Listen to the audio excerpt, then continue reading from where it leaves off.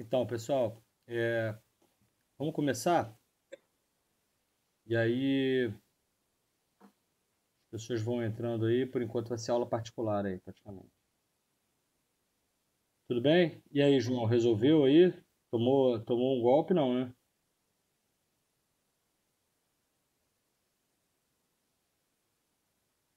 Não, não, resolvi sim, com essa deu tudo certo. Loucura, hein, cara? Tarde da Porra, noite. Ué, sinistro. que doideira. É, Sorte que eu tinha o aplicativo do do banco. banco, essas coisas, aí facilitou bastante, sabe? Você Uhum, chegou a cancelar.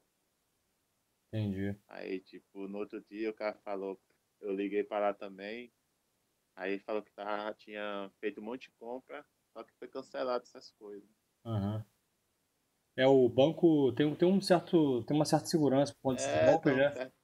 Quando É, fazem muitas compras, né, com compra fora do teu padrão, você é um cara que gasta, sei lá, reais por mês de cartão de crédito, aí por numa compra você gastou 5.000, aí já é estranho, ele já ou entram em contato ou isso. tão, não autorizam, né? Beleza, Aí vamos lá. faz- Tá. facilitou bastante. Roubaram o celular de João Paulo, foi isso? Não, clonou o zap dele. Ah, clonou, caramba. É, Eu tirei aí lá do fez. outro grupo também, tirei de tudo e aí fiz aquele outro grupo lá, né? Beleza, vamos lá. Vamos seguir aí. Pessoal, ontem eu falei mais rapidamente, né, Vitória? Foi meio corrido também, acabou que ficou. Acho que hoje a gente tem um pouquinho mais de tempo aí, tem pelo menos 1h30 aí, 1h40, dá pra gente falar tranquilo. Então eu vou revisar rapidamente o que a gente falou anteriormente, para daí a gente se ater mais aí em relação ao tratamento. Vou mostrar alguns slides aí para vocês e o programa de tratamento. Vou tentar passar também os vídeos que eu não consegui compartilhar por conta do peso do vídeo. Ontem eu fui compartilhar aqui a tela também, deu algum erro, mas agora eu já testei de novo, já deu certo. Vamos ver. Vamos seguir.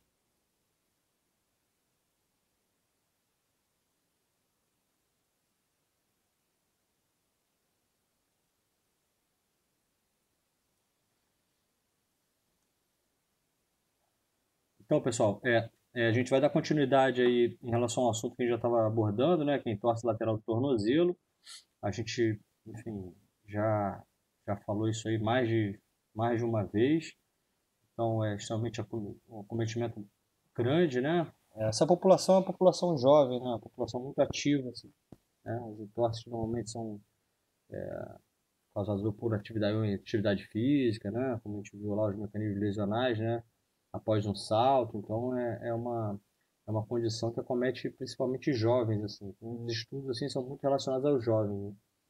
Não que não acometa idosos também, mas acomete principalmente jovens. Então, a gente está falando de uma entorse lateral do tornozelo, né? Uma entorse por inversão, tá? Que é muito mais comum do que a entorse por eversão, que seria o pé indo para dentro, né? Então, a gente está falando dessa condição aqui, uma entorse, um mecanismo lesional. Estou gravando sim. Ah, e aí a gente vai falar já falou da entorse por inversão, né? Que essa entorse que vai comprometer os ligamentos laterais do tornozelo, tá? Então ela pode se dividir em aguda e crônica, né? A aguda é o que a gente vai se ater. A cronicidade, isso aqui vai ser decorrente ou de um mau tratamento, de um tratamento subestimado, né? Ou então da subestimação do próprio paciente, né? O paciente não dá importância e seguir, né? Não fazer nem tratamento. Então, duas condições aí que vão decorrer aí ou de um tratamento ineficaz, insuficiente, ou então do não tratamento, né? Em alguns casos isso acontece. Então, a entorse lateral aguda, uma entorse após 72 horas, né? Então, o paciente vai ter uma dor importante, dependendo do grau, né? Vai ter uma descarga de peso bem restrita, a marcha também é alterada, né? Isso tem uma relação com a gravidade da lesão, né? E a amplitude de movimento também ela pode estar alterada, né? Então, isso também tem uma relação com a gravidade da lesão. Tá? A instabilidade crônica, como eu falei, ela é decorrente ou da falta de uma insuficiência do tratamento, né? Está associada muito à fraqueza muscular, a uma instabilidade, um déficit sensório-motor, né? Essa uma questão proprioceptiva, né? Então, o paciente normalmente evolui com um resíduo de lesão prévia, né? Uma dor perimaleolar, uma estabilidade mecânica ou subjetiva, seria uma estabilidade funcional, a gente vai falar ali rapidinho, e um déficit sensório-motor, né? Então, a instabilidade crônica ela pode se dividir em mecânica ou então funcional, né? Então, a estabilidade mecânica está relacionada a uma hipermobilidade da região talocrural, né? Da articulação talocrural e subtalar, né? Isso a gente detecta por testes clínicos, que é o teste de gaveta e o teste de inclinação subtalar, que são dois testes aí que a gente vai executar com esse paciente, além de outros testes funcionais, né? E o déficit sensório-motor, que pode estar associado também, tá? Então, esse paciente ele vai ter mecanicamente ali, ao teste clínico, vai ter uma frouxidão, né? A gente vai observar que os testes são positivos, sugerindo uma alteração aí da condição ligamentar, né? Da estabilização que é realizada pelo ligamento. Então, a instabilidade funcional é essa sensação, né? Uma sensação relatada do paciente, uma sensação de instabilidade, né? De falseio, né? Em ambientes instáveis ou que geram uma instabilidade para a articulação, né? Uma areia, uma calçada esburacada, enfim. Tá? E esse paciente ele também vai relatar um déficit sensório-motor presente, né? Que um atraso da resposta muscular, uma alteração proprioceptiva, né? Dos sensores articulares, né? Mecanoreceptores. Então, vai haver uma alteração dessa resposta. Aquela resposta que a gente tem quando faz uma pequena entorse, rapidamente a gente já toma a posição original, uma posição estável ali e natural da articulação. Tá? Então, essa reação aí proprioceptiva. Então, são 3 articulações aí, talocrural, talonavicular e subtalar, né? Os 3 ligamentos que compõem a região lateral do tornozelo, tá? O ligamento talofibular anterior, que é o mais acometido nas entorses laterais, né? Em mais de 70% dos casos. O ligamento calcâneo fibular, que é o ligamento um pouco mais lateral, e a gente vai observar o comprometimento dele principalmente em lesões aí grau 2, né? Ou grau 3 também. Né? E o ligamento talofibular posterior, que é um ligamento bem mais forte e não tão comumente acometido, né? Só nas lesões mais graves mesmo. Tá? Então, talofibular anterior, talofibular posterior e calcâneo fibular. Como eu falei, né? O talofibular anterior rompido, a gente vai observar um teste de gaveta anterior positivo, né? Uma vez que esse ligamento ele estabiliza o talos, né?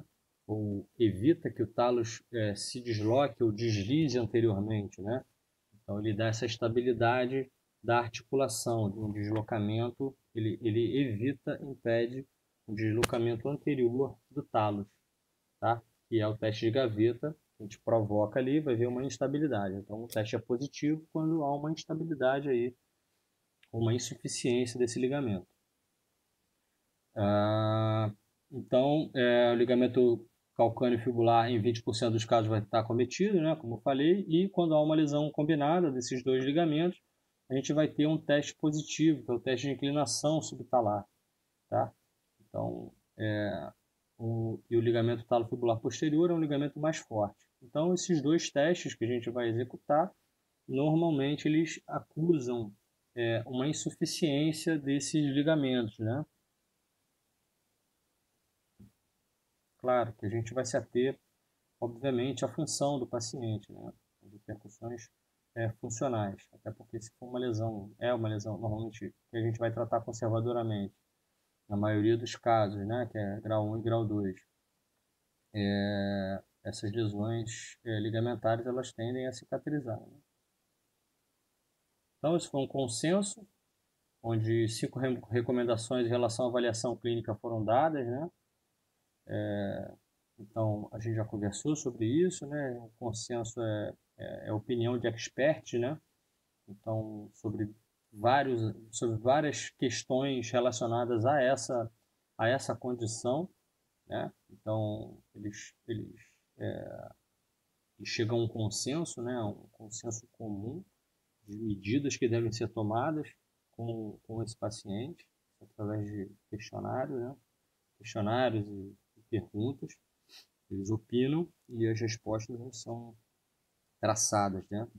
Então, primeiro, o mecanismo de lesão. Então, isso uma avaliação clínica, né? Tanto para o médico quanto para a gente vai ter que se ater um pouco a isso também, mas o médico principalmente. Então, o mecanismo de lesão. Então, como foi essa lesão, né? A história, se há uma história prévia de entorse de tornozelo, se esse paciente já teve uma entorse de tornozelo, então, teoricamente, ele já está, se teve uma nova entorse, mais de uma entorse, teoricamente, ele já se enquadra numa condição de instabilidade, né, crônica do tornozelo, né, essas recorrências de entorse, tá? Se ele tem a capacidade de suportar o peso, está relacionado lá com aquelas regras de Ottawa, né, que é o diagnóstico diferencial, se ele tem capacidade de dar 4 passos subsequentes, né? Se ele tem condição de suportar o peso e dar 4 passos subsequentes. Né? A avaliação clínica dos ossos seria aquela palpação lá da borda póstero-medial e póstero-lateral do maléolo, né? Interno e maléolo externo. Tá? Então, a avaliação lá também, isso também são as regras, está inscrito nas regras de Ottawa, né? Então, o diagnóstico diferencial para fratura. Então, a avaliação dos ossos e a avaliação dos ligamentos, que seriam os testes clínicos, como a gente falou anteriormente, né? Que é a gaveta e o teste de inclinação lateral.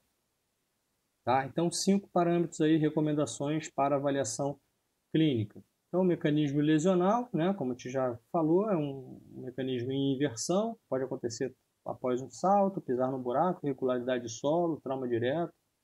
Tá? As regras de Ottawa, como a gente acabou de falar, é a palpação. A regra de Ottawa tem uma alta sensibilidade, ou seja, ela refuta, ela exclui uma determinada condição. No caso, a gente está querendo excluir a probabilidade desse paciente ter tido uma fratura após a entorse, né? Então, se ele tiver uma fratura, isso vai ter que ser tratado primariamente, né? Imobilização, enfim, para que cicatrize o osso, para que daí a gente possa evoluir com o tratamento, tá? Não que a gente não possa tratar, a gente vai tratar também esse paciente, mas a gente tem mais uma condição, além da condição ligamentar, a gente ainda tem uma condição de fratura, né? Se há necessidade, dependendo da magnitude dessa fratura, se há necessidade até de cirurgia, né?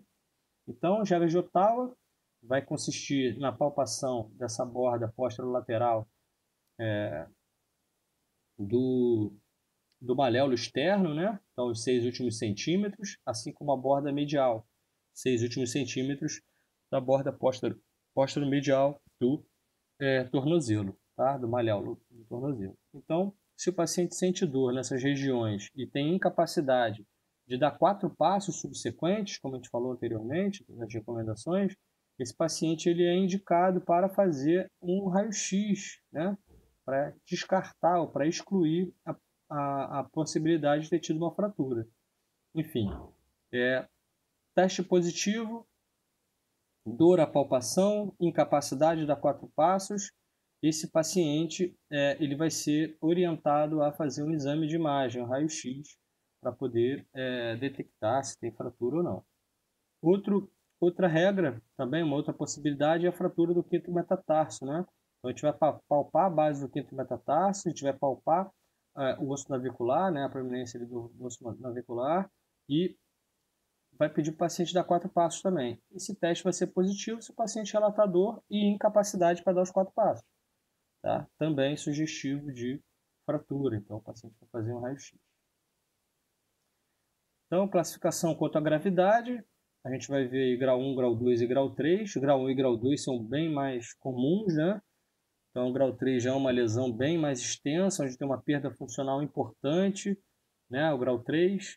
Os testes clínicos eles são positivos, o paciente tem um hematoma significativo, uma perda de amplitude de movimento, né? Tem bastante hematoma por todo o pé, às vezes na sola do pé também, né? Porque extravasamento de sangue por conta da magnitude da lesão, né? Uma lesão que acomete aí 2 ou até 3 ligamentos, né? Então tem um extravasamento de sangue ali. Então, grau 1, sem perda funcional praticamente, os testes clínicos são negativos, há uma estabilidade articular, não tem muito edema, né? Já o grau 2 a gente já tem alguma perda funcional e o teste de gaveta ele é positivo, tá? O teste de tilt também ele pode ser positivo nessa condição, tá? Tem algum hematoma, tem uma perda de amplitude de movimento, tá? E a gente verifica lá quando a gente faz a perimetria, né? A figura em 8, né? Que a gente faz o 8 lá, aquela perimetria, né? A medição, para poder ver o quanto de edema tem, vai ter entre meio e 2 centímetros, tá? Isso são parâmetros, isso não é uma regra absoluta, mas são parâmetros que a gente vai ter. E mais uma vez, a gente vai tratar, vai levar em consideração isso, até pelos estágios, né? Tempo de mobilização, enfim. Mas a gente tem que se ater muito na função. Às vezes o paciente com grau 2 evolui melhor do que um paciente com grau 1, tá? Às vezes pelo histórico de atividade física, enfim, da vida que a pessoa leva também, né? Um sedentário que tem uma entorse grau 1 e um atleta não, mas um praticante de atividade física, grau 2, o cara vai evoluir muito melhor, tá? Por uma questão de organismo, né? Então a gente tem que se ater lá, como eu separei lá, os indicadores, né, para você passar de uma fase para outra. Então a gente tem que se ater a isso. A gente falou aí de questionário, que é um questionário funcional, né, uma escala funcional de, de membros inferiores. Tá? Parece que eu não mandei isso para vocês, eu vou mandar o PDF. E um questionário mais específico para tornozelo, que é o FAM, tá? Que é um questionário específico para tornozelo. Então ele vai avaliar tanto a VD quanto o atleta, tá? Mas a gente pode avaliar cada domínio. Cada domínio que eu digo, cada situação aqui, AVD ou esporte. A gente vai dar uma pontuação e um percentual de função, né? Para as AVDs ou para o esporte. Ou então pode fazer um score total, que a gente fala. Então, parâmetros e recomendação para avaliação clínica para reabilitação. Tá? Então, baseado também naquele consenso, foram determinados aí alguns parâmetros que têm que ser levados em consideração para a nossa avaliação clínica, para a reabilitação. Tá? Alguns pontos importantes para o processo de reabilitação, algumas coisas que a gente tem que se atentar para conduzir o nosso tratamento. Tá? Então foram traçados aí 10 itens, né? O porquê avaliar e como avaliar, de que forma que a gente vai avaliar. Então, vamos avaliar a dor com o objetivo de nos orientar para a progressão e efetividade do tratamento. Então, a dor, obviamente, vai ser um parâmetro para a gente evoluir com o nosso tratamento. Né? E como é que a gente vai avaliar? Ou através de um questionário, que vai ter lá o domínio de dor, ou então através de uma escala numérica de dor, que é bem simples, bem fácil, né? Então, de 0 a 10, lá, aquela reguinha lá, de 0 a 10, onde 0 não é dor nenhuma e 10 é uma dor extrema. Né? Avaliação do edema, que a gente vai mensurar através da medida perimétrica, né? pela perimetria em 8, como a gente viu. Isso também com o objetivo da gente mensurar a eficácia das intervenções que a gente está propondo ao paciente, né? Então, excesso de edema vai diminuir mobilidade, vai diminuir função do paciente, então é fundamental que a gente mensure isso aí. Não vai mensurar toda a sessão, mas a gente tem que ter esse parâmetro, principalmente inicialmente, né? E com o passar do tratamento, até para poder ter parâmetros de evolução para uma nova fase, né? Então, é fundamental que a gente avalie o edema. ADM, né? Amplitude de movimento. Por que vamos avaliar? Porque os pacientes que têm entorse de tornozelo, lateral do tornozelo, eles têm uma propensão a desenvolver uma diminuição da dorsiflexão, tá? Essa restrição, frequentemente, ela vai estar associada a uma instabilidade crônica do tornozelo, ou seja, paciente com com perda de dorsiflexão, eles evoluem, não obrigatoriamente, mas é muito comum de evoluir com uma instabilidade crônica do tornozelo. E como é que a gente vai fazer isso? Através do teste de Lange, que é aquele testezinho lá em cadeia cinética fechada, que a gente vai posicionar o pé, vai levar o tronco à frente, né, flexionando o joelho, e vai medir ali ou através de uma fita métrica ou então através do inclinômetro. Tá? Existe uma relação aí artrocinemática, né? Essa perda de dorsiflexão, ela é muito por conta, como eu falei lá, que na entorse do tornozelo, o talos, se há uma lesão do talo fibular anterior que estabiliza esse deslocamento anterior do talos, né? Se há uma lesão desse ligamento que estabiliza, que impede que o talo se desloque anteriormente, na entorse houve lesão do talo fibular anterior, em mais de 50% dos casos, 75% dos casos. Então, esse talo, se há uma lesão da estrutura que impede esse deslocamento anterior, quando há a lesão desse ligamento, o talo ele se desloca mais anteriormente, se posicionando de uma forma, gerando uma falha posicional, né, nessa articulação, impedindo que o talos se desloque posteriormente, que ele deslize posteriormente durante a dorsiflexão. Tá? Então, se o talo está mais à frente, quando eu vou fazer a dorsiflexão, há um impedimento mecânico. Tá? Então, é isso que gera a perda da DM, na grande maioria dos casos, que é uma falha posicional do talos. O talos está mais anterior, o que impede uma dorsiflexão efetiva. Tá? Então, por isso que a gente vai avaliar a artrocinemática também. Tá? Existe uma relação aí da ADM com a artrocinemática, né? Essa perda da dorsiflexão, principalmente. A força muscular a gente também vai avaliar, obviamente, né? Através do handheld, isso é um dinamômetro isométrico, mas a gente vai avaliar, a gente não tiver esse implemento, a gente vai ter que avaliar a teste de função muscular de 0 a 5 realmente. Não tem como, se a gente não tiver esse implemento, que custa caro, a gente vai avaliar através do teste de de função muscular, né, de 0 a 5. Tá? Os pacientes que têm uma fraqueza, como a gente viu lá, né, uma das características do paciente com instabilidade crônica do tornozelo é a perda de força. Né? Então, tem uma diminuição da perda de força muscular. Vamos avaliar o equilíbrio estático e o equilíbrio dinâmico. Tá? Então, como esse paciente está funcionando aí, são testes proprioceptivos. Então, existe o Balance Error Score, que é um score é uma sequência, né? O paciente em apoio bipodal, com a mão na cintura, fecha os olhos, depois ele diminui a base, um pé à frente do outro, depois com apoio unipodal, e a gente vai avaliando os scores ali. Tá? O equilíbrio dinâmico, o Staris Cushion Balance, ou então o Y-test também é uma outra condição. A marcha a gente vai avaliar através de uma análise visual, né? Uma escala visual da marcha antálgica. A gente vai olhar, ver se está claudicando, se está transferindo peso para o membro, né? Lesionado principalmente, se tem uma marcha comum ou uma marcha protetiva. Tá?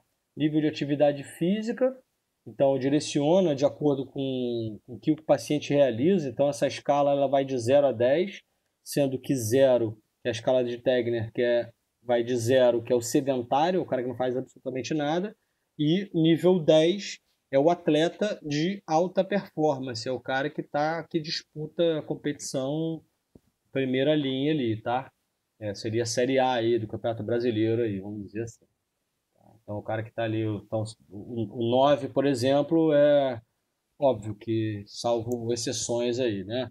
Mas B seriam atletas aí profissionais, mas num nível menos competitivo, vamos dizer assim. Tá? Então vai de 0 sedentário ao 10, que é o atleta que está em alto nível.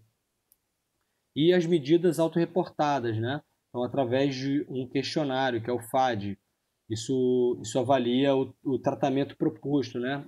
São questionários. Os questionários, como a gente passa a pergunta, isso é centrado no paciente, né? Então, é como o paciente está se sentindo. Então, uma escala funcional, então o paciente ele vai relatar ali no início do tratamento e, enfim, em algum outro momento do tratamento, daqui a 1 mês, 2 meses, e a gente vai vendo a evolução, a gente vai mensurar objetivamente a evolução desse paciente até uma alta, né? Até a gente criar critérios para alta, né? Quando ele atingir uma pontuação bacana aí, para poder, de índice de funcionalidade, para que possa ter alta, né? Voltar às suas atividades. Então, a escala de dor, de 0 a 10, tá? Ausência de dor e máxima dor. 0, nenhuma dor, e 10, máxima dor. A perimetria, como a gente já falou, tá? A gente tem uma melhor eficácia a 20 graus. Então, a gente vai passar aí fazendo uma figura em 8, vai medir quantos centímetros que tem. A amplitude de movimento é aquele testezinho de Lange, que a gente vai pedir para o paciente posicionar o membro perto da parede ou perto da maca e transferir o peso, fazer uma flexão do joelho que está à frente, a gente vai medir a perna que está à frente, sem tirar o calcanhar. A gente já passou esse vídeo, está gravado lá também, tá? Para a gente poder mensurar o quanto de dorsiflexão que esse paciente tem. O valor indicativo de déficit é abaixo de 38 graus. Tá? Então, uma dorsiflexão restrita, ela vai estar propensa a uma instabilidade crônica dessa articulação, né? Como a gente falou lá anteriormente. Tá? Então, a gente posiciona ou faz por fita métrica ou por inclinômetro. O inclinômetro eu acho que é mais prático. Tá? Parâmetros que são importantes aqui é o paciente não compensar com o quadril e com o tronco, girando, né? O tronco ou o quadril, ele tem que estar bem alinhado, alinhar o joelho ao segundo dedo, tá? E pedir para que ele leve o joelho em direção à parede. E aí a gente vem com o inclinômetro a 15 centímetros da tuberosidade anterior da tíbia, posiciona ali e vê quantos graus que tem. A gente faz 3 mensurações, tá? Pede o paciente retornar e faz novamente. E aí a gente vai tirar uma média aí, aritmética, e vai ver quantos graus que o paciente tem. Né? A gente vai lá, anota. E aí, isso, se ele tem um déficit, a gente vai ter que intervir, né, com mobilização articular, né, para ganho de dorsiflexão. Uma outra forma, né, a ADM qualitativa, a gente já conversou sobre isso, né, uma relação aí do movimento passivo. Então, a gente pede para o paciente, a gente parte de um parâmetro, né? A gente pede para o paciente fazer a dorsiflexão ativa, ele vai lá e faz. A gente observando que é uma perda da amplitude de movimento, né? Existe uma barreira motora ali, ele não consegue uma amplitude normal, a gente supõe que há alguma repercussão aí, seja ela articular ou seja muscular, tá? Então, isso é mais uma forma de a gente medir a amplitude de movimento de dorsiflexão. Tá? O teste de Lange é super bem descrito, super bem aceito. Isso aqui é só mais uma forma. Ah, eu não sei fazer, não consegui fazer, enfim, é mais um parâmetro. Mas o teste de Lange, ele é bem aceito já. Então, assim, já fazendo teste de Lange é o suficiente. Tá? Mas essa aqui é uma outra forma. A gente vai pedir para o paciente fazer o movimento, ele faz parcialmente, e a gente vai começar a fazer os movimentos passivos. Então, fazendo o movimento passivo de dorsiflexão do paciente, a gente detecta ali um bloqueio mecânico, né? A gente não consegue levar mais, para ali até onde o paciente consegue, a gente supõe que é uma questão articular, né? Há uma falha posicional ali, né? Uma questão artrocinemática, tá relacionada a uma alteração da mobilidade ali, do deslizamento e rolamento, uma questão artrocinemática, tá? Então, a causa é possivelmente articular. Ou então, se a gente leva e esse tecido ele cede, né? A gente vê que é uma resistência dos tecidos moles, muscular. Então, a causa provavelmente é um encurtamento dos músculos antagonistas, né? Gastrocnêmio, solear, dos músculos posteriores da perna. Então, quando a gente leva e a gente vê que cede, né? Vai ganhando mais amplitude, provavelmente isso é uma desordem, né? A causa é uma desordem muscular, por encurtamento da cadeia antagonista. Tá? Ou então, se a gente leva e a gente consegue atingir uma amplitude normal, não há resistência alguma, a gente supõe que seja uma fraqueza dos músculos que realizam a dorsiflexão. Tá? Então, é uma fraqueza muscular dos agonistas, dos músculos que fazem a dorsiflexão, né? O tibial anterior, o extensor longo do hálux, né? Que são os músculos que realizam aí a dorsiflexão. Ou então o paciente tem uma restrição por dor, ou quando a gente coloca resistência e ele não consegue executar, também é por fraqueza desses músculos que executam esse movimento. Então aí o dinamômetro isocinético, que é essa primeira figura, e o dinamômetro isométrico, né, que são aparelhos aí para a gente poder medir força, quilograma força, ou então em newtons, né? Os testes de gaveta, tá? Teste de gaveta anterior, a gente vai detectar aí um deslocamento anterior do talos em relação à tíbia, né? Então sugere uma lesão do ligamento talofibular anterior. E a inclinação lateral, que a gente vai realizar um estresse, né, em inversão do calcânio, e o teste vai ser positivo quando há um excesso de movimento, né? Então, a gente leva em inversão e há um excesso de movimento, uma liberdade maior de movimento. Tá? A gente já conversou sobre isso também. Então sugere também uma lesão do talo fibular, né? Desculpe, do talo fibular, do calcânio fibular, tá? O teste de gaveta anterior, talo fibular anterior e aqui o calcânio fibular. Então, tratamento conservador ou tratamento cirúrgico, a gente vai optar sempre por tratamento conservador, mesmo nas condições mais extremas, né? Isso aqui foi uma revisão sistemática, onde eles compararam, né, entre outras questões em relação ao tratamento e diagnóstico, se esse tratamento tem que ser cirúrgico ou não, ou se o exercício funcional ele é superior à cirurgia, ou se o uso de anti-inflamatório versus placebo, né? Então aqui eu peguei só o quadrinho que ele compara a cirurgia versus tratamento fisioterapêutico, né, conservador, para todos esses parâmetros, né? Dor, edema, amplitude de movimento, complicações e retorno ao esporte, tá? Então, a gente vê aqui no final, o que eles sugerem, né? O que foi superior, né?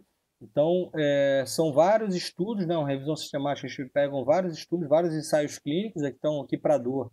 Foram 14 estudos, 1.553 pacientes que foram avaliados, né? Sugerindo que a cirurgia, para esse desfecho, dor, a cirurgia ela é superior, ou seja, para dor, a cirurgia ela foi superior em relação ao manejo da dor, né? Os pacientes que fazem cirurgia, eles têm um quadro doloroso mais leve, né? Mais brando. Porém, para edema não houve uma diferença significativa. Para restrição de movimento, o tratamento fisioterapêutico ele foi superior do que a cirurgia, né? Normalmente os pacientes que realizam cirurgia eles evoluem com uma restrição articular, né? Eles evoluem até com uma instabilidade, né? Tem menos, eles não avaliaram aqui, mas eles têm menos propensão a gerar instabilidade crônica do tornozelo, os pacientes que fazem cirurgia, tá? Mas para restrição de mobilidade do tornozelo, o tratamento conservador, ou seja, a fisioterapia, ela foi superior à cirurgia. Assim como complicações do pós-cirúrgico, já que o paciente não fez cirurgia, então ele tem menos complicação. E para o retorno ao esporte. Mas assim, a gente pensando em estabilidade, né, o paciente que realiza uma cirurgia, ele tem uma estabilidade maior, ele tem menos propensão a evoluir com uma instabilidade crônica do tornozelo. Então esses pacientes eles vão retornar mais precocemente, com menos propensão a uma nova entorse.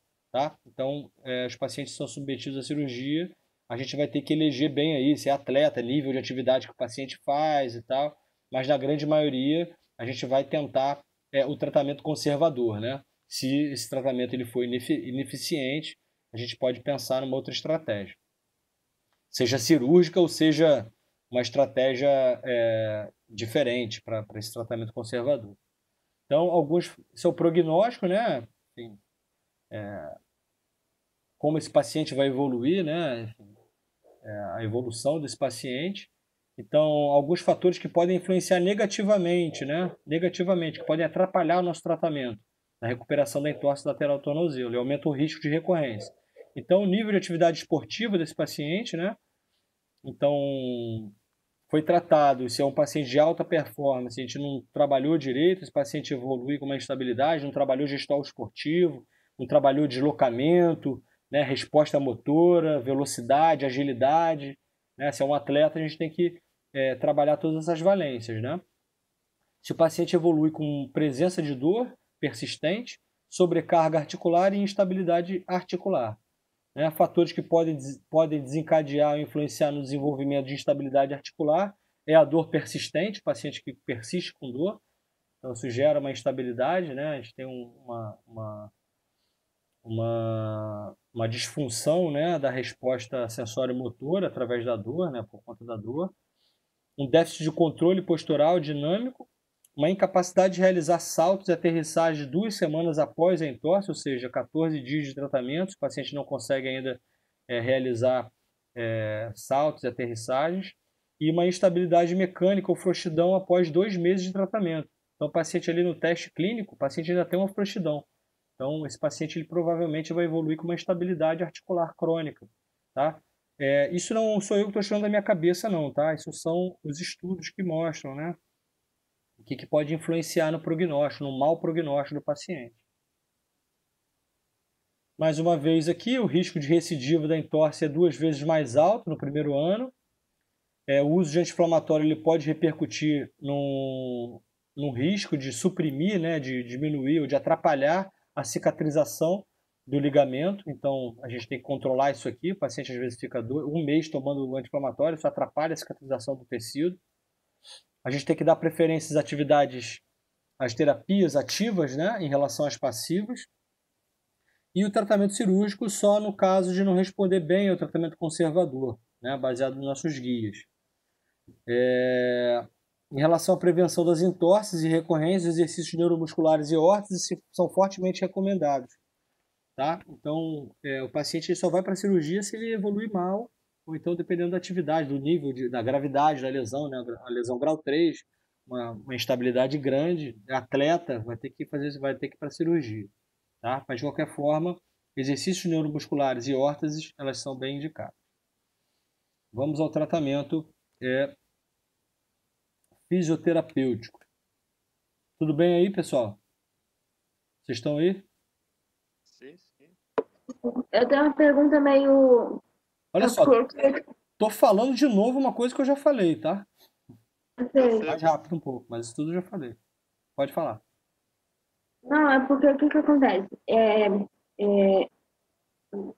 uma dúvida minha, por exemplo, se o paciente chegou no meu consultório, ele tá com dor, mas essa dor tá tão aguda, por exemplo, essa dor tá tão... que ele não tá assim, por exemplo, a sensibilidade dele tá pouca. Não sei se você tá entendendo. Isso acontece? Uma perda de sensibilidade? É. Diminuição de sensibilidade? É. Pode acontecer. De repente, se tiver com muito edema, por exemplo, isso pode acontecer. Ou então, se ele tem uma perda de sensibilidade, a gente tem que avaliar, saber se tem alguma questão neural aí, né? Se teve pela entorse, pela magnitude da entorse, se ele teve uma lesão neural também. Pode acontecer, tá?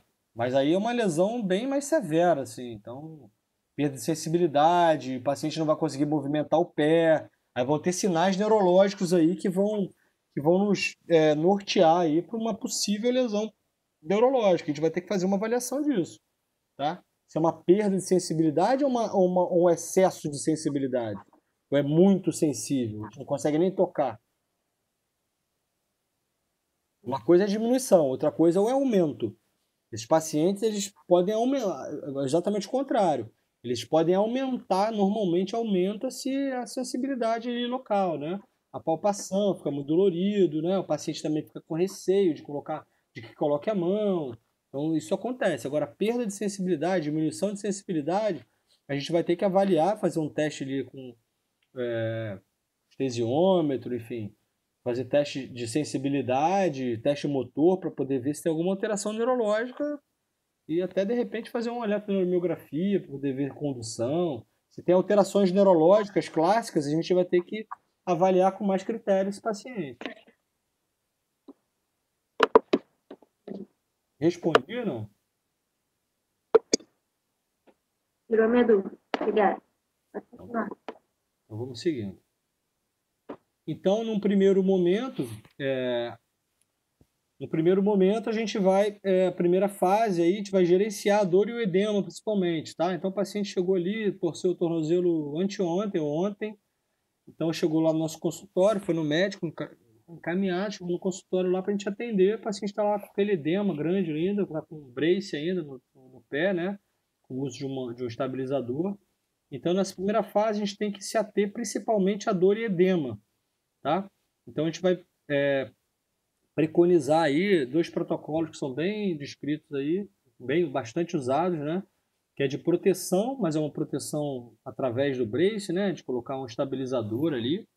Um repouso, que é um repouso relativo, tá? O quanto mais precoce for possível a descarga de peso, é melhor para esse paciente, tá? O que se mostra que esses pacientes que têm uma precocidade, né? Quanto mais precoce, quanto mais rápido esse paciente já tem descarga de peso, melhor é o processo de reabilitação desse paciente, tá? Mais rápido ele evolui. O uso de gelo com o objetivo de diminuir edema, controlar o quadro doloroso, né? Modular a dor ali. A compressão com o objetivo também de diminuir edema. E elevação também com o objetivo de diminuir edema e ganho de amplitude de movimento, né? Tanto a compressão quanto a elevação, todas essas medidas para controlar e gerenciar o edema, vai ter uma repercussão em relação ao ganho de amplitude de movimento mais precoce, né? Então, se a articulação está mais livre, está com menos edema, menos líquido dentro da articulação, a gente vai ter mais precocemente um ganho de amplitude de movimento, né? Lógico que, além de o fato de estar com muito edema, a compressão ali de terminações nervosas, né, periarticulares ali, também vão estar menos agredidos, vamos dizer assim. E o POLIS, que é um outro protocolo que nada mais é do que a diferença entre repouso, que é o que eu dizia, que para mim nunca foi repouso, é sempre um repouso relativo, né? A gente pode fazer uma mobilização, por exemplo, com o paciente ativa livre, né? Sem descarga de peso, só para ganho de mobilidade e auxiliar na drenagem desse edema, né? E evitar rigidez articular, né? Evitar a imobilidade, para que o nosso processo de reabilitação ele seja mais rápido, né? Para que o paciente possa voltar às suas atividades o quanto antes. Lógico, é rápido, a gente sempre tem que ter critério, tá? Então, pólice seria proteção, otimização de carga, então seria essa descarga de peso, né? Exercícios leves, né? Para poder, sem descarga excessiva de peso, mas com alguma descarga de peso dentro da possibilidade do paciente. O gelo, como a gente falou antes, né? Tanto para controle de dor quanto para de edema, assim como a compressão e elevação. Tá? Alguns indicadores para a gente poder passar para a próxima fase, fase 2. Esse paciente ele tem que ter uma diminuição da dor, ou ausência da dor, né? Diminuição ou ausência de edema e descarga de peso já parcial, já consegue descarregar o peso. Descarga de peso parcial não seria um apoio bipodal, por exemplo, né? O paciente fica apoiado nos 2 pés, isso é uma descarga de peso parcial. Então aqui, só exemplificando, price, né, o policy, elevação do membro com gelo e compressão. Nessa primeira foto à direita aqui, é um imobilizador, né, para casos mais severos, onde há necessidade de mobilizar o tornozelo, até mesmo se o paciente fizer uma fratura. Ontem a Júlia fez uma pergunta sobre o uso de gesso pós-entorse, mesmo pós-fratura. Eu acho, hoje a gente tem uma tecnologia de materiais aí bem bacana, de mobilizadores, né? Acho que o gesso ele já está bem obsoleto, assim, tá? Então, para lesões mais graves, né, mais severas, a gente pode usar a bota Robocop, que vai impedir todos os movimentos aí do pé. A gente consegue retirar para poder administrar o gelo, por exemplo, e levar, controlar edema, né? Então, mesmo uma mobilidade articular ali, né, dentro de uma amplitude de movimento indolor, né, respeitando sempre o paciente. Tá? Uso de brace semi-rígido, né? Então são 2 possibilidades aqui. Nesse mais à esquerda aqui tem esse velcro aqui que cruza a frente da articulação, então impede também a plant e a dorse, mas não tanto quanto a bota Robocop, né? Aqui ao lado, tanto lateralmente quanto medialmente, a gente tem duas talinhas, né, que impedem o movimento de inversão e eversão. E esse aqui já é um imobilizador com um pouco mais de liberdade de movimento, né, que ele estabiliza principalmente o movimento de inversão e eversão, né? Movimento lateral aí, lá no anterior. Então, passando aí para. Então, na fase 1, ali a gente uma descarga de peso parcial, movimentos sem grandes repercussões, movimentos ativos livres, né? E controle do edema e da dor, gerenciar dor e edema. Já numa segunda fase, a gente já vai passar para os exercícios resistidos isométricos, né? Começar já a colocar alguma carga para esse paciente, pode ser uma carga leve, e ir evoluindo essa carga, né?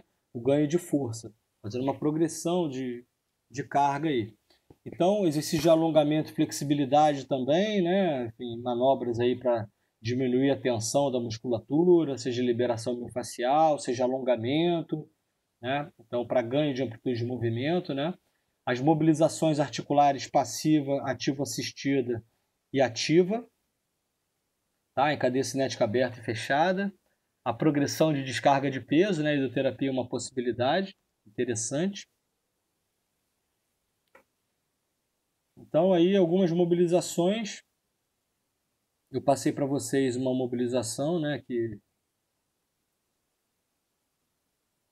foi uma mobilização anteroposterior.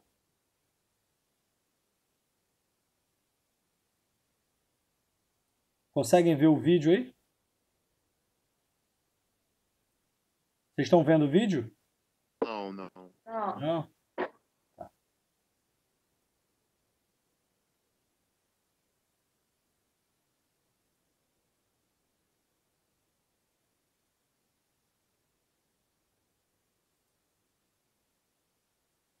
E agora?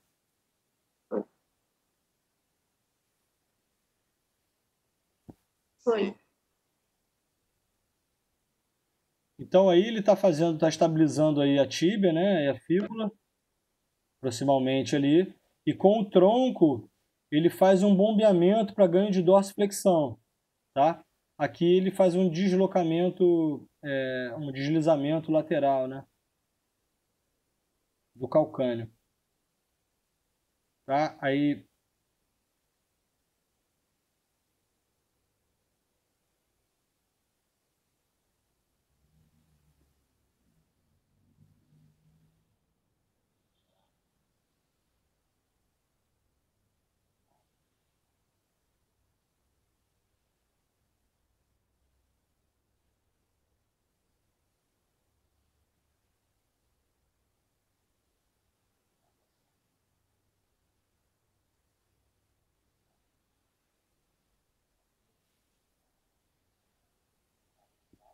então aí o deslizamento anteroposterior, né? Para ganho de dorsiflexão, favorecendo a dorsiflexão. Tá? Então, mobilizações passivas. Tá?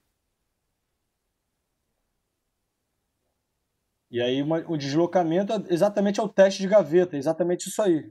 Mobilização póstero anterior.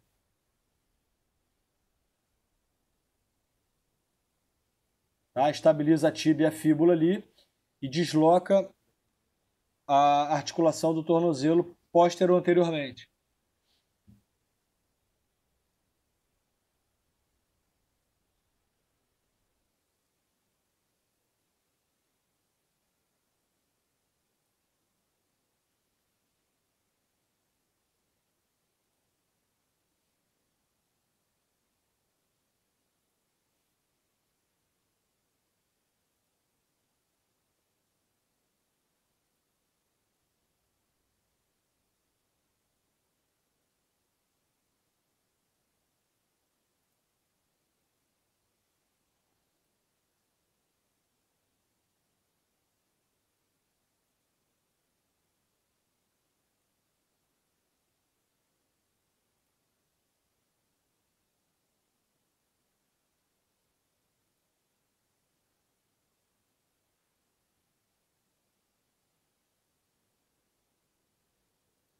Vocês conseguem ver o vídeo aí, não?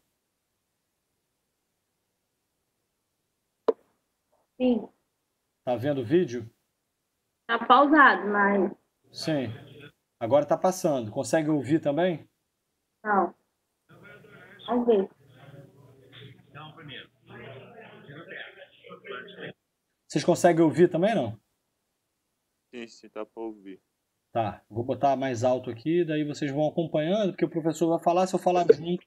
Mas essa, já adiantando, essa é uma mobilização tratando de uma entorse de tornozelo por inversão, tá? Então, ele vai explicar, né? Então, o posicionamento da fíbula mais posteriormente, tá? Então, ele vai posicionar e vai realizar o movimento do mecanismo de lesão. Então, se for uma falha posicional, o paciente vai relatar uma melhora do quadro doloroso, tá? Então, eu vou deixar rolar o vídeo aí e ao final a gente comenta. Inversão foi dolorosa. Flexão, inversão, reflexo, dolorosa. Eu quero saber se agora esse problema está vindo no ligamento, tá? Meu ligamento. Isso, no sentido de força superior e força lateral.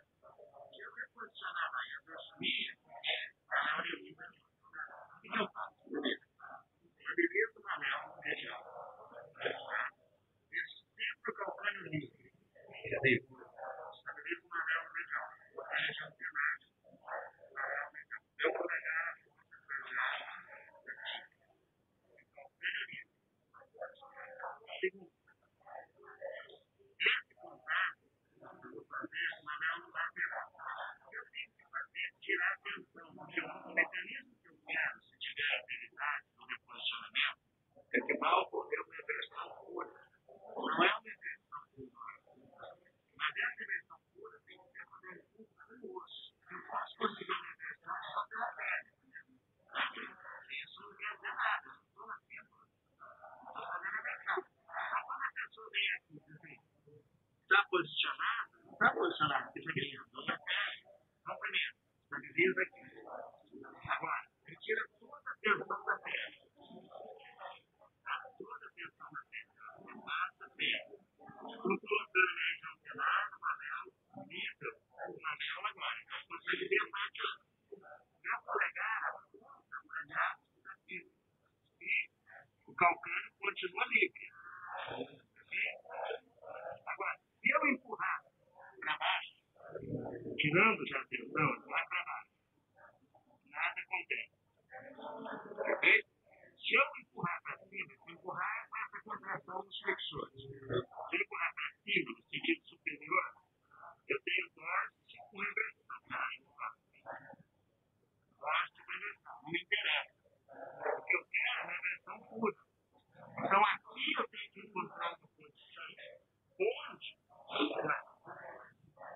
e nessa posição que eu reposicionei. Agora tem implante, inversão, não solto nada. Se não doeu, volta. Implante, vai. Implante, inversão, overpressure. Se a dor não apareceu, fiz as 3 repetições, bom, isso já é o tratamento. Por quê? Porque quando eu fiz isso, eu já botei a fibra no sentido de tem que seguir essa sequência.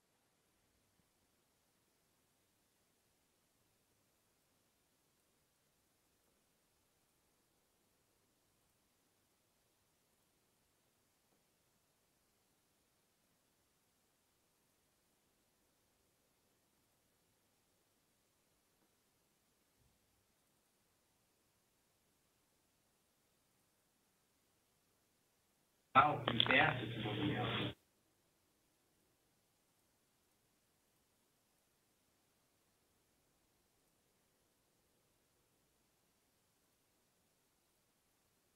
E aí, pessoal, conseguiram ver? Sim. Então, então essa é uma possibilidade de mobilização com o movimento, é uma técnica de Mulligan, de posicionamento da fíbula. É bastante usada, assim, tem uma boa resposta dos pacientes normalmente, tá? Então, ele reposiciona a fíbula e pede o paciente realizar a inversão. Isso é prático, pessoal. Eu estou passando para vocês possibilidades. Isso é prático pra caramba, assim. Tem que colocar a mão, tem que ir ali olhar. Só que agora, nesse momento, infelizmente, a gente não tem essa possibilidade. Mas a gente vai treinar isso, com certeza, em algum momento. Então, é uma técnica bastante usada. Ele vai realizar esse movimento. Se o paciente relata, melhora. Ele não relata dor, ele melhora. A gente vai fazer isso aí 6 a 10 repetições.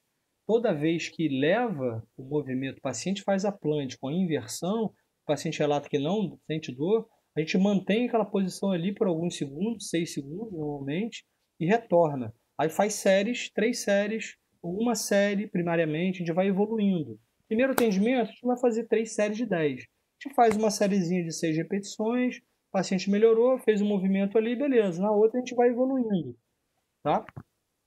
Professor, Oi, pode falar. na parte pós-operatória, quanto tempo mais ou menos para o paciente fazer fisioterapia? Tem um certo tempo ou Então, Neto, isso não demora muito, não, é quase que imediato, mas depende de como a cirurgia foi, o que aconteceu na cirurgia. Cada cirurgia é de uma forma, né? Mas em média aí 5 dias, ou às vezes até menos. Tem médico que prefere esperar, tirar o ponto, mas a gente já sabe é, que não porque precisa, né? o paciente mesmo acaba ficando com receio um pouco, né? Exatamente, mas a gente já pode fazer bem precocemente, assim. 2, 3 dias após a cirurgia já pode começar já com o movimento do tornozelo, botar o pé para cima. Então tudo isso são orientações, né? Aquela primeira fase ali, por que o paciente não pode fazer um gelo, né? Cobre ali o ponto para não infeccionar, coloca um gelo, perna para cima, compressão, para poder diminuir, controlar edema, controlar dor, né? Então quanto mais precoce, melhor, tá? Pensa que o paciente fez a cirurgia ali, o tecido vai ter que cicatrizar. Então, certeza. alguns movimentos vão ser evitados, né? Até para poder não estragar a cirurgia. Mas a gente já pode começar precocemente, tá? Só um minutinho, meu alarme tá tocando aqui, peraí.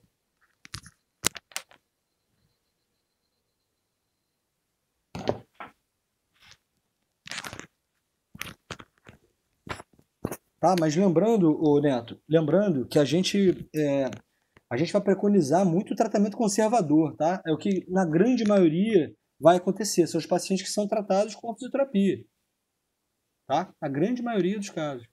Quando é uma cirurgia, a gente vai respeitar o tempo de cicatrização do tecido, né? E tem que ter um contato com o médico de repouso, de movimentos que não pode, que tem que ser evitados, normalmente os movimentos laterolaterais, né? De estresse do ligamento ali. Então a gente tem que respeitar a cicatrização do tecido. Eu vou compartilhar aqui um outro vídeo. Vocês estão vendo aí?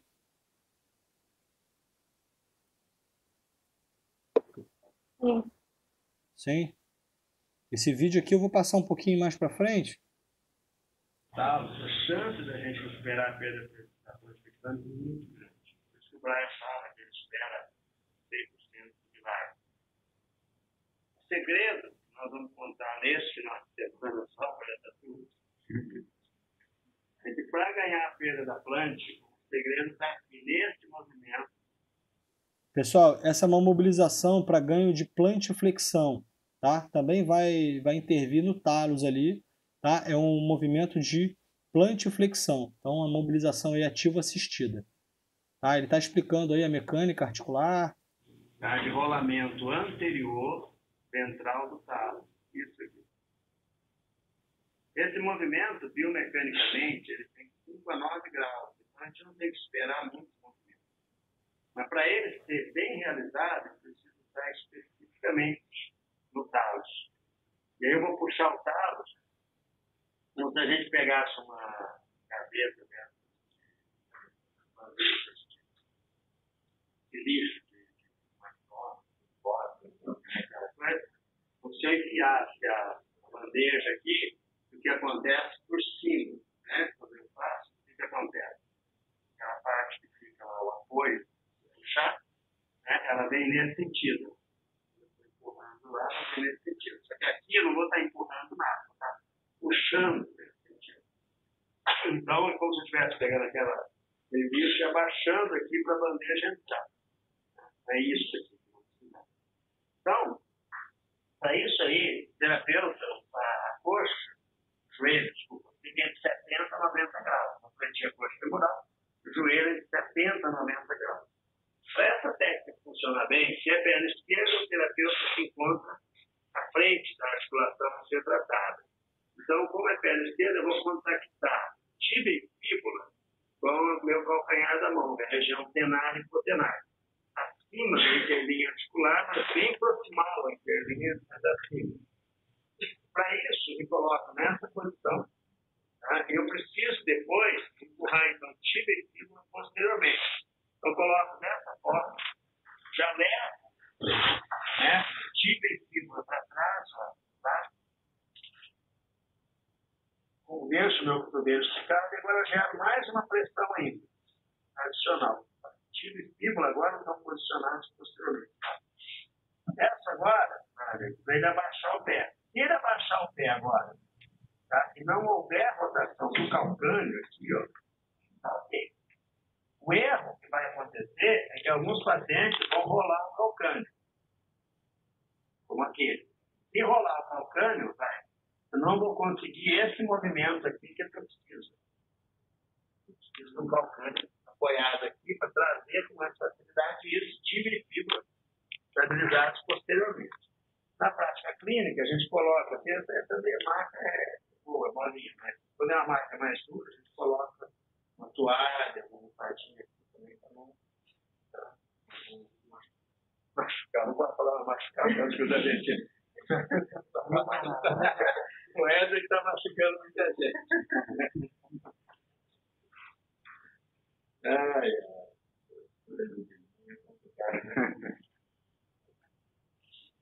os da Argentina, da academia, tinha uma técnica, coloca a mão desse jeito, no livro. Eu falei, coloca a mão e concha. Cara, vinha. A mão que vai fazer o movimento, eu venho com a região web space, feia. Estava falando com a minha filha, Raquel, você tem web space, web, de teia do Homem-Aranha. Eu falei, pai, você não sabe nada, ela me solta por aqui, pai, por aqui que me solta. Bom, eu respeito essa teia aqui, eu vou contactar o Carlos. E essa mão que vai puxar. Então, os dedos ficam abaixo do maléolo, os maléolos, maléolo tibial e fibular, e aqui está estabilizado. Vai estabilizar e aqui bem apoiado. Essa forma. E essa estabilizada aqui. Com essa estabilização, eu deixo meu calcanhar lá um pouquinho levantado. E agora eu vou trazer o talo do sentido anterior ventral. Veja que a minha mão não escorrega. Olha só onde está a minha mão. Ó. Eu estou sentindo a resistência aqui do talo. E mantém. Eu estou fazendo o primeiro passivo, mas essa técnica é com mínima plantiflexão ativa. Como eu deixo meu calcanhar lá levantado, eu não faço muita força. Mecanicamente, o peso do meu corpo é de trás. Isso aqui é frescura, não é não, relatório.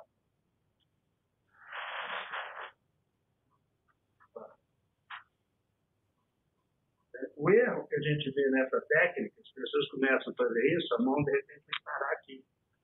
E aí, em vez de você estar fazendo o rolar do talo, você está mexendo aqui no cuboide, navicular, cuneiformes, ou até no antepé. Então, a gente faz algumas repetições dessa baixa lá. E aqui não vai dar para ver, porque não tinha perda, né? Ele está no nível melhor. Não, vou mandar ele fazer ativo agora.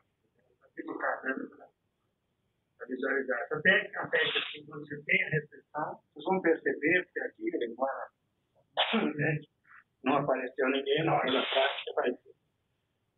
A técnica vai ser feita assim, facilmente, mas ela é feita com mínima plantiflexão ativa.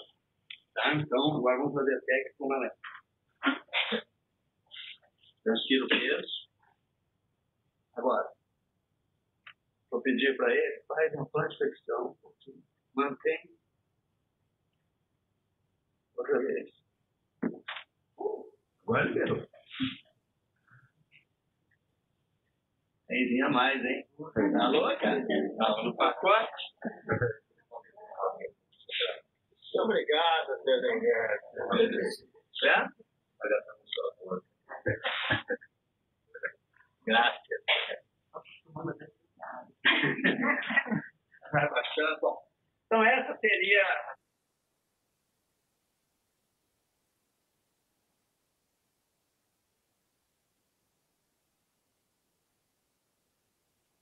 Então, pessoal, duas técnicas aí de mobilização do tornozelo, né?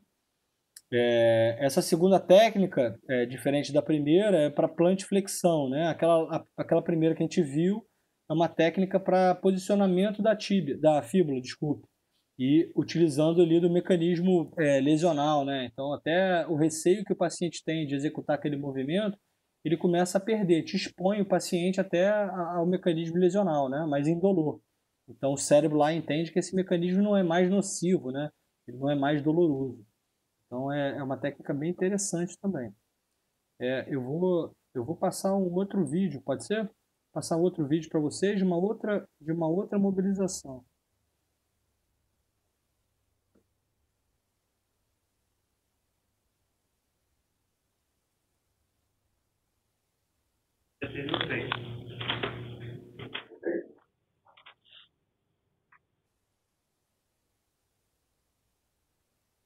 Essa técnica dando para o paciente um cinto para ele realizar o reflexo.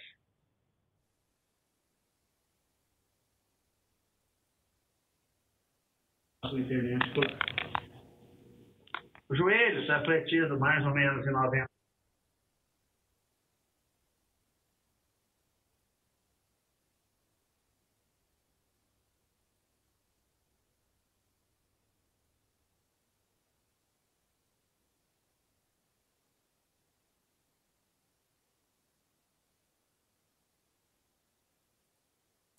Espera aí.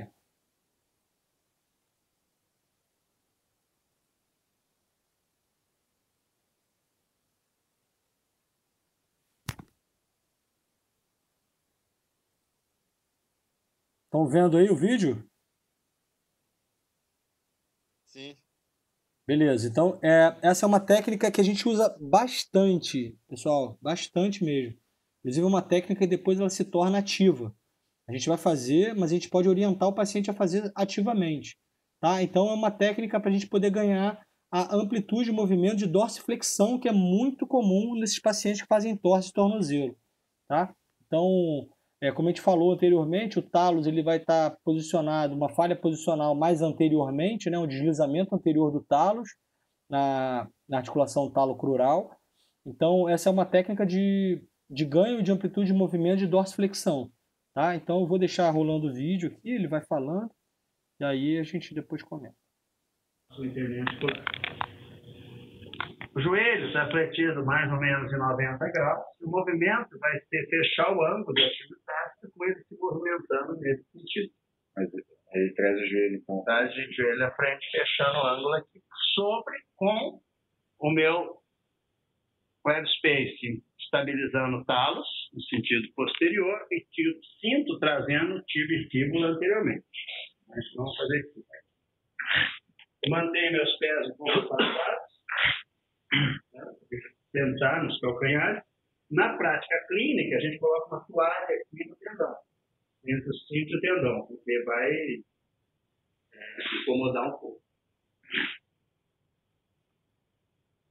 Então, agora estabilizo, talos. Faço glide com o cinto no meu corpo.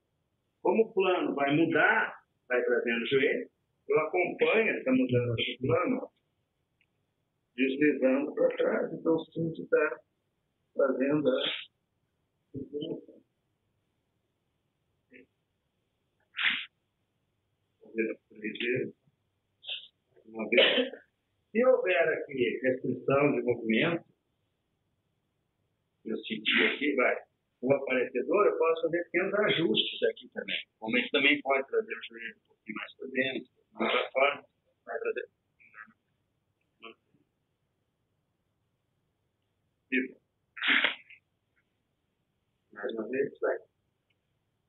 acompanho.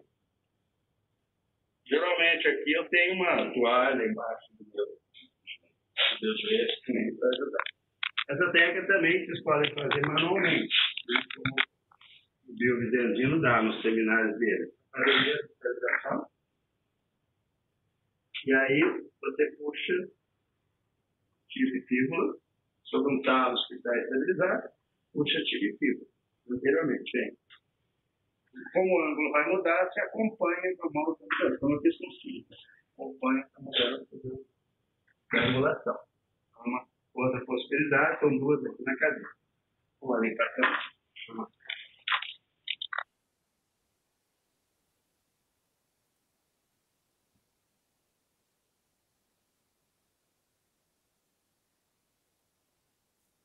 Tá? Então, uma técnica que a gente vai utilizar aí para ganho de dorsiflexão do tornozelo, né? É bastante usada, assim, tem uma efetividade muito boa também, né? É ativo assistido, então o paciente realiza o movimento também.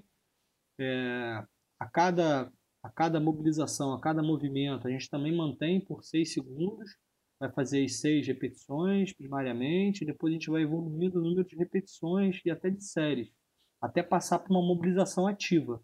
A gente orienta o paciente naquela posição ali mesmo, o paciente posiciona a mão em cima do joelho e transfere o peso, sempre observando o calcanhar. O calcanhar ele não pode levar, não pode sair. Assim como lá no teste de lunge, o calcanhar não pode sair, tem que manter estável no chão. Tá? Então é uma técnica bastante usada também. Vou ver se consigo passar mais um vídeo.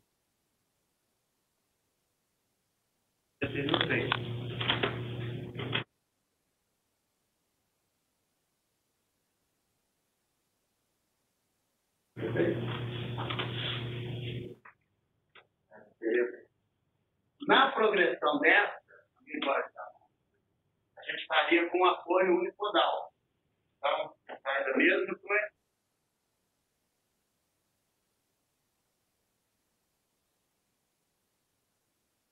Essa técnica, dando para o paciente.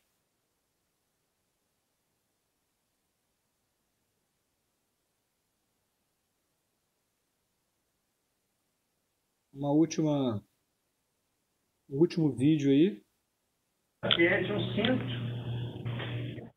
Essa técnica, dando para o paciente um cinto para ele realizar o refresh. Ok? Mais uma técnica para o paciente ganhar dorsiflexão, tá? Vai. Eu ajudo, mas o cinto está fazendo o refresh.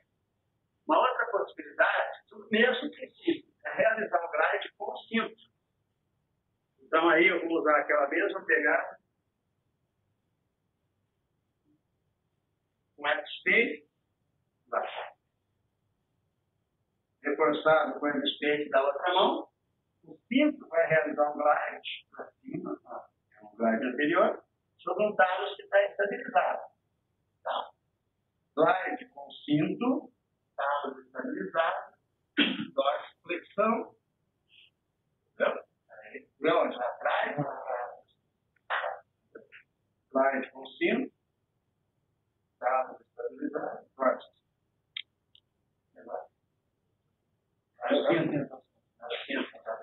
Tem que ter uma espuma aqui. Tá? Eu falei para vocês que o cinto atrapalha um pouco. Então, a gente não coloca na demonstração clínica, porque vocês têm que ter ideia.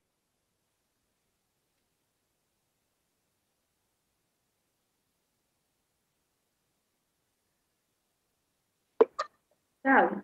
Oi.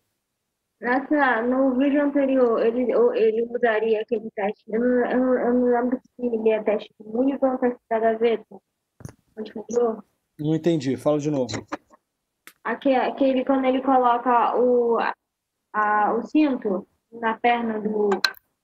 Eu esqueci o nome desse teste. Então, na verdade, nenhuma dessas técnicas com cinto é um teste. Ah, tá. Não é um teste. O que parece ali é com teste de lunge. Parece. É o mesmo movimento. É o mesmo movimento. O teste de lunge não é para a gente poder detectar uma perda de dorsiflexão?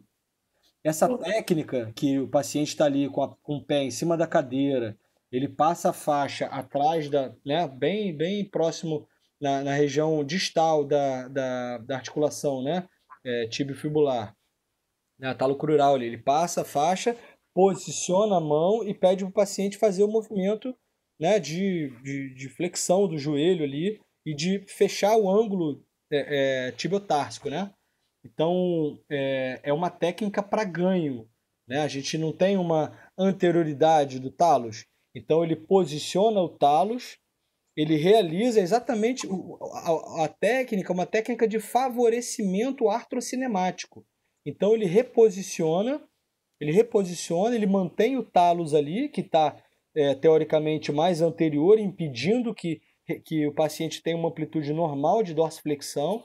Então, ele posiciona o talos em posterioridade, né? Estabiliza o talos, e com a outra mão, ou com o cinto, no caso, aí que está a vantagem do cinto, ele traz a tíbia e a fíbula anterior em relação ao talos. Então, favorece o movimento de dorsiflexão, movimento artrocinemático, que é o deslizamento do talos posteriormente em relação à articulação talocrural, tá? Então, ele mantém o talos e puxa a articulação talocrural, né, a tíbia e a fíbula, anteriormente, tá? Então, favorece o movimento de dorsiflexão, tá? Então, são técnicas aí ativas, técnicas ativo-assistidas e técnicas passivas. Essa última, então, ela nada mais é do que aqui eu mostrei no outro vídeo, né? O primeiro vídeo lá, que o profissional está fazendo a mobilização passiva, né? Ele faz uma mobilização póstero-anterior, né? Que ele traciona a tíbia anteriormente e pede para o paciente fazer a dorsiflexão. Então ali ele traciona, ele faz ele anterioriza, né, a região talocrural, né, a articulação talocrural, e posiciona a mão dele no talos, estabilizando o talos em posterioridade. E com o tronco dele, ele leva o pé em dorsiflexão. Então, estabilidade ou posterioridade do talos, né? Ele traciona anteriormente a articulação, né? Faz o glide e leva o movimento, pedindo junto com o paciente, leva o movimento em anterioridade, tá? Em dorsiflexão, desculpa. Tá? Então, técnicas aí ativo assistido que a gente vai poder utilizar aí com o paciente até a gente ver que o paciente já ganhou mobilidade, tá? Então, aqui, liberação miofascial, né? Exercício de dorsiflexão, plantiflexão com faixa elástica. Tá? A gente pode utilizar de vários recursos aí para a gente atingir os objetivos que são a melhora da amplitude de movimento, né? Então, a gente viu aí algumas técnicas ativas, passivas, para melhora da amplitude de movimento. Esse paciente já tem que estar com ausência de dor e descarga de peso completa para poder passar para a fase 3, que é uma fase onde a gente vai ter os exercícios progressivos, né? Funcionais, progressivos, exercícios proprioceptivos, de controle motor e controle postural, tá? Exercícios de mudança de direção, a gente já começa a implementar exercícios mais complexos, né? Mudança de direção, equilíbrio num pé só, né? Aqui na fase 2 a gente já pode trabalhar, eu vou passar para vocês alguns exercícios, né, daquele aplicativo, algumas possibilidades de exercício em cada fase, eu dividi por fase, tá? Então aqui na fase 3, exercícios funcionais, progressivos, exercícios proprioceptivos de controle motor e postural e de mudança de direção, tá?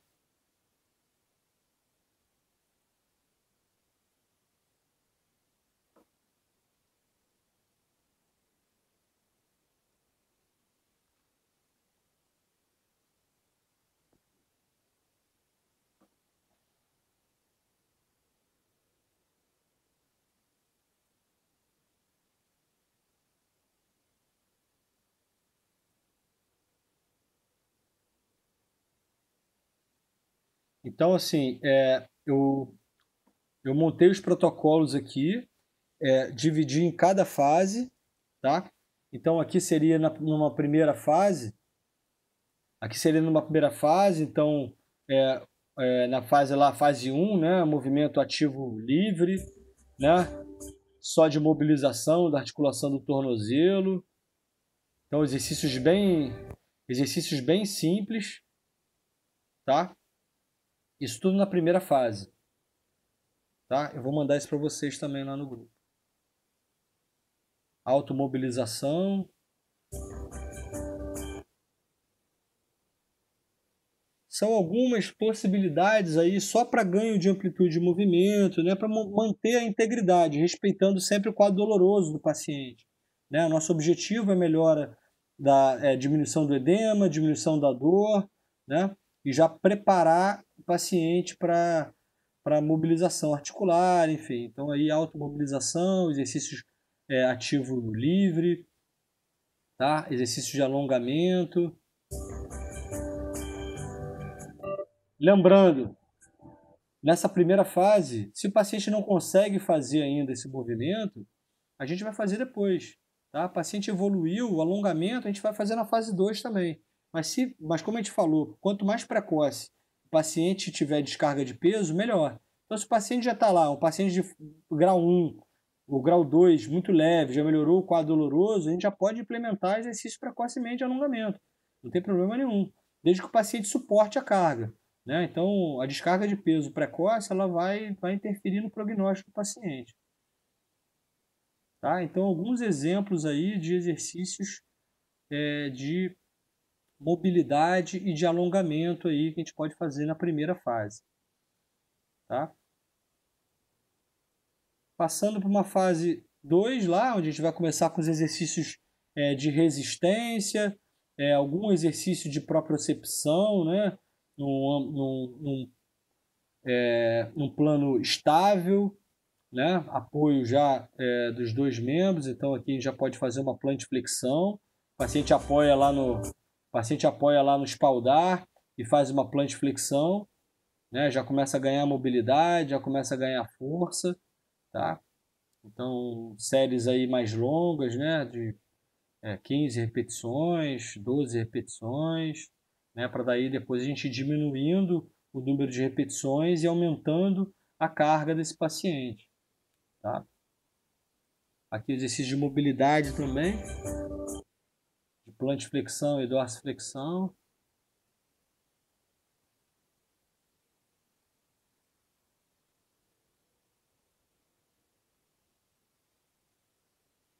Tá?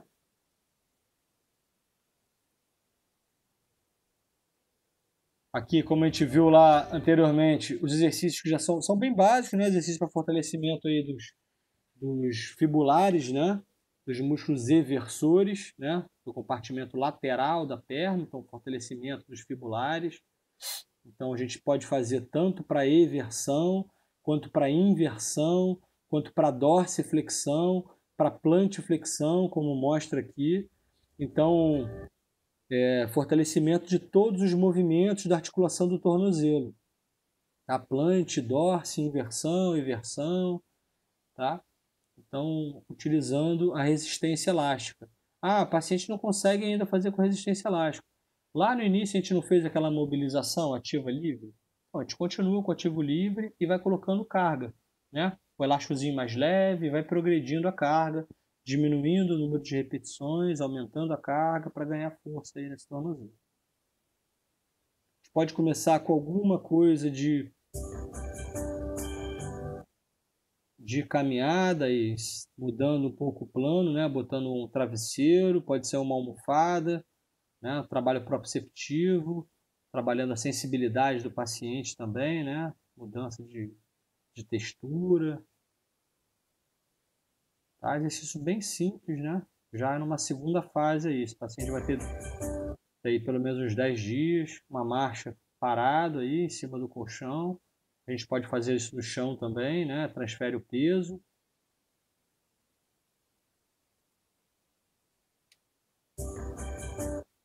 O exercício aí de equilíbrio, né? Diminuição da base, né? Então o paciente apoia um dedinho ali na parede, bota um pé à frente do outro, depois troca a base, tá? Então isso também é um exercício de equilíbrio, de transferência de peso também, já trabalha um pouquinho a propriocepção, né? A resposta ali de equilíbrio. E lembrando que esses exercícios de equilíbrio assim, estático, a gente pode ir graduando, né? Mudando, por exemplo, nesse exercício aqui, a gente pode evoluindo, colocando, por exemplo, o travesseiro aqui, né? Ficando mais instável, até fechar o olho do paciente e mudar o instrumento que a gente está usando, o implemento que a gente está usando, né? Do travesseiro para mais travesseiros, né? Então, bota mais colchonetes, dobra o colchonete, vai ficar mais instável ainda, até passar para um giroplano, por exemplo, né? Giroplano, para quem não sabe, giroplano é isso aqui, ó, tá?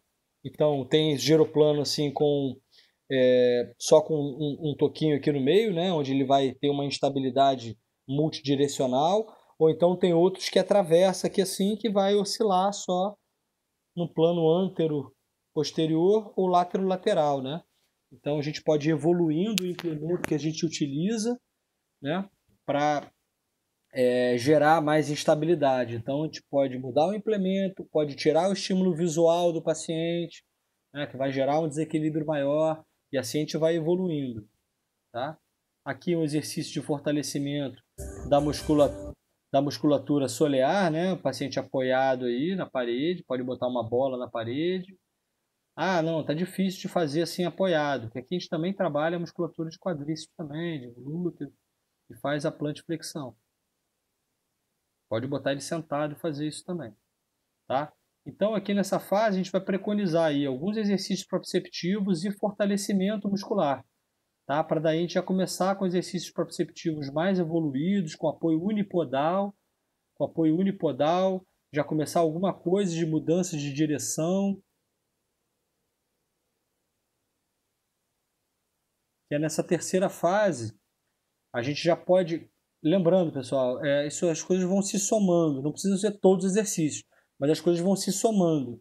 A gente pode utilizar lá de apoio bipodal, apoio nos dois pés, mas, por exemplo, em cima de um giro plano e gerando uma instabilidade, né? Jogando uma bola, né? Desviando a atenção do paciente.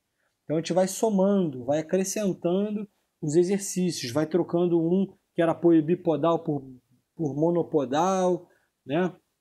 Exercícios que não tinha estímulo externo, a gente começa a colocar estímulo externo, né? A gente pode fazer os mesmos exercícios mudando estímulo externo, tirando o estímulo visual do paciente, colocando um giro de tronco, por exemplo, como a gente vê aqui, paciente com apoio unipodal, tá? Ele pode ficar simplesmente no apoio unipodal, primariamente, e depois evoluindo para jogar uma bola na parede, ou então o próprio terapeuta jogando a bola para ele, né? Então a gente troca ao lado, pode colocar aqui, no caso, tem um travesseiro com o travesseiro mais o giro do tronco, né? Mais o giro do tronco, pode ser ele parado, paciente parado em cima do travesseiro, em cima da almofada, o terapeuta atrás, ele entrega a bola para o terapeuta, né? Fazendo o giro do tronco, tá? Gerando uma instabilidade, né? Todos esses exercícios a gente pode mudar simplesmente o que a gente está usando de implemento, né? E que no caso é uma cama elástica, né? Então ela só está fazendo uma transferência, uma marcha, mas a gente pode manter um tempo maior nesse apoio unipodal, né? É um ambiente mais instável um pouquinho. Vê que a gente vai falando das mesmas coisas, vai mudando só o estímulo ali, coloca de frente, coloca de lado, joga uma bolinha, enfim, pode também ser um estímulo no próprio tronco do paciente, também gerando instabilidade. A gente pode colocar uma faixa elástica na perna do paciente ou no quadril do paciente e vai puxando em diversas direções, e o paciente tem que se manter equilibrado ali, tá? Lembrando que a gente já está numa terceira fase, o paciente já não tem mais dor, já está com tempo já de fortalecimento muscular, já tem um apoio unipodal indolor, amplitude de movimento já está ok, tá? O exercício já fundo, para a gente trabalhar também o fortalecimento do membro inferior. A gente começa a explorar também toda a articulação de membro inferior, né? Tanto joelho, quadril.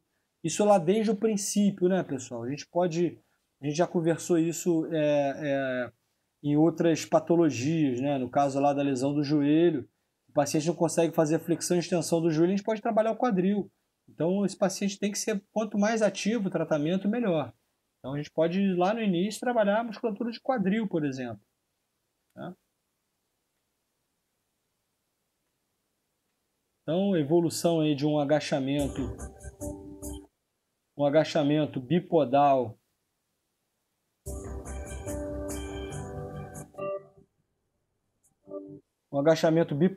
para um agachamento unipodal, né? Já elevando aí o nível de dificuldade, trabalhando equilíbrio, amplitude de movimento também de dorsiflexão, né?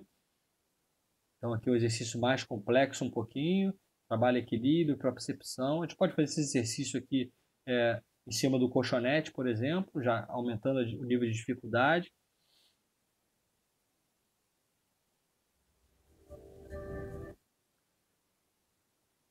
Estabilidade aqui, ó, mantendo isometria em dorsiflexão, fortalecimento do tibial anterior, né? E extensores de quadril. Então, usando o mini band aí, então uma outra possibilidade. Tudo isso são possibilidades. A gente pode fazer, posso fazer em pé, esse exercício em pé? Pode. Pode, vai trabalhar ali dorsiflexão, vai trabalhar flexão de quadril também.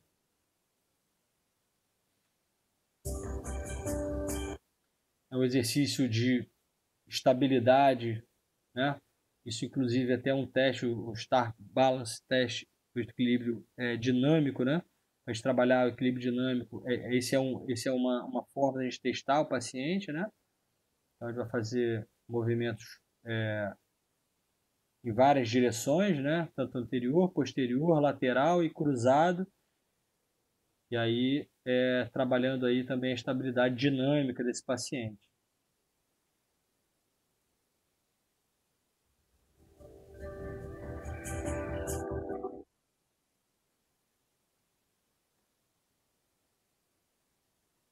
Até evoluir para exercícios mais complexos.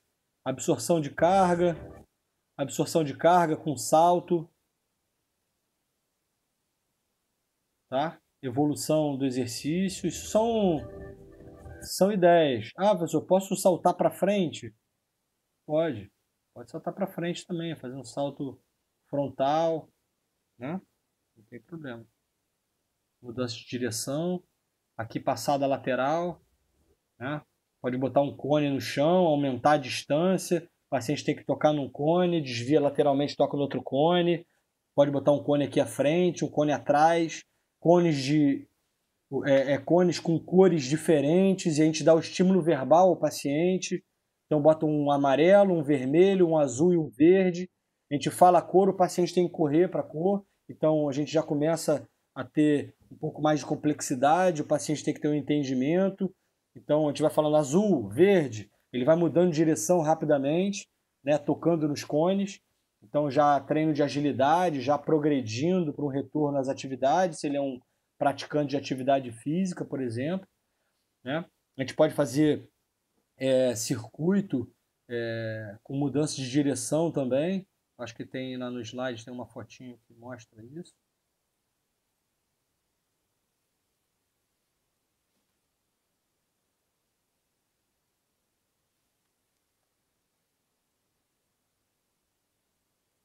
Então, esses exercícios aí numa cama elástica,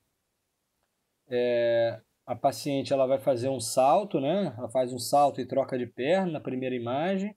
Na segunda imagem, ela está parada ali e faz uma abdução e rotação externa. Aqui é um treino de corrida estacionária, né? Na cama elástica aí no chão, né? Mas aqui está com estímulo, estou puxando ela com uma borracha, né? Para trás, e aí ela tem que correr, se manter na mesma posição. A gente faz treinos aí de 1 minuto, corrida, já para retornar atividade, né? Ambos são corredores, então já treinando aí para retornar para a pista, tá? Então uma progressão aqui na cama elástica e depois no chão com um estímulo externo, tá? Para daí já o paciente começar a retornar aos treinos, né? Então, uma última fase aí do tratamento. Toda vez que eu coloco o vídeo, fica essa porcaria travando.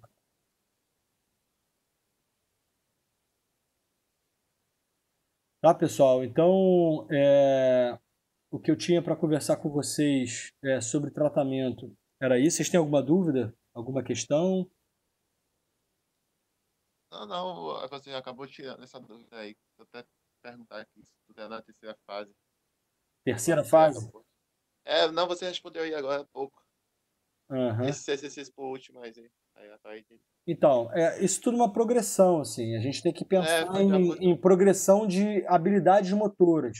Então, a gente vai passar de apoios bipodais, né, exercícios com apoios bipodais, para apoios monopodais ou unipodais, né, bipodais por exemplo, nessa imagem aqui, né, ele está já numa fase mais avançada, né, ele está num meio instável, apoio unipodal, ainda tem um estímulo externo aqui de jogar a bola, de devolver a bola, né? Então tem um desequilíbrio.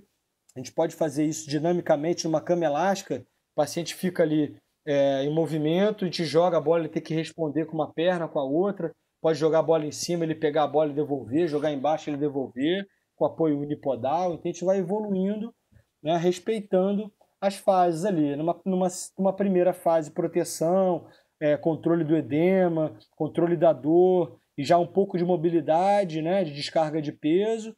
Numa segunda fase, a gente vai trabalhar o início do fortalecimento muscular já com resistência, apoio bipodal para alguns exercícios de equilíbrio, né, estático ali, diminuir a base, né, a frente e atrás, diminuir a base. E aí assim a gente evoluindo, colocando um travesseiro, colocando uma espuma, gerando um pouco mais de instabilidade, né? Passando para depois uma fase de apoios unipodais, estímulos externos, tirar estímulo visual, e é uma progressão, né? Até treinos de agilidade, de corrida estacionária, né? Show. Tá bom? Então, pessoal, Você só manda esse arquivo postou no grupo, então talvez você esqueceu. Não... Qual? Até procurei lá, mas eu vi que você não mandou. Qual arquivo? Esse daí é esse que você acabou de passar. Dos exercícios? Isso. Eu não Esse mandei link. para vocês? Não, esse arquivo que você tá fazendo aí, eu acho que não passou não. Eu vi, Você não. está dizendo de tornozelo, né? Isso. Tá. Não, eu não mandei pelo seguinte, que eu ia explorar melhor isso aí, por isso que eu não mandei. Eu queria falar com vocês primeiro para depois mandar. Entendeu? Desculpa. Tá? Não, tranquilo. Então, é isso, pessoal, o que eu tinha para conversar com vocês. Daqui a alguns minutos vai começar aí mais um ciclo de palestras aí da Semana Científica. Acompanhem. Se vocês não se inscreveram, se inscrevam. Acompanhei ontem, foi bem legal. O Neto que faz um monte de pergunta lá é você ou é o outro Neto? Não, é outro João. É outro Neto? Tem um Neto lá também que faz um monte de pergunta lá. Mas beleza. Esse João falam pra caramba, né, professor? Oi? Esse João Neto, esse João Paulo, eles falam pra caramba. João Neto não faz nada não, cara. Mal pergunto, sério. É em tudo. Tem que perguntar, cara. Tem que perguntar. Mas é isso, pessoal. É do jeito mesmo, é isso aí. Valeu. Isso aí. Então, acompanhem lá a palestra e a gente vai se falando aí. Eu vou mandar... não tem quase ninguém, né? Quase ninguém hoje assistiu a aula, mas eu vou disponibilizar lá, vou colocar no grupo.